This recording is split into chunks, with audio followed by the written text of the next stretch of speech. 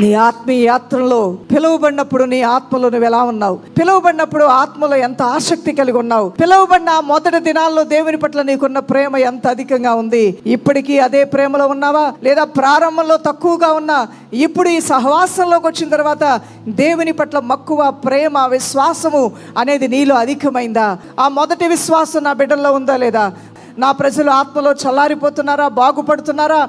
లేదంటే కనుక పాడైపోతున్నారా? ఒకప్పుడు వారిలో ఏదైనా ముట్టాలన్నా, తాకాలన్నా భీతి, దైవ భీతి ఉండేది. ఇప్పుడు నిర్లక్ష్యమైపోయి గతించిపోయిన పాత రోత జీవితాలను ఏదైతే విడిచి వచ్చారో వాటి వైపు మరలా నా ప్రజలు తిరిగారా? ధనాపేక్ష వైపు తిరిగారా? విగ్రహారాధన వైపు తిరిగారా? లోకము తట్టు తిరిగారా? శరీరీచ్ఛల వైపు తిరిగారా? లేదా నా ప్రజలు నాతోనే నడుస్తున్నారా? ఆయా సమయాల్లో నువ్వు మౌనంగా ఉన్నప్పుడు, నువ్వు ప్రార్థన చేస్తున్నప్పుడు దైవాత్మ నీ హృదయాన్ని శోధించడానికి వస్తాడు. దైవజనమా, పరీక్షించడానికైనా వస్తాడు.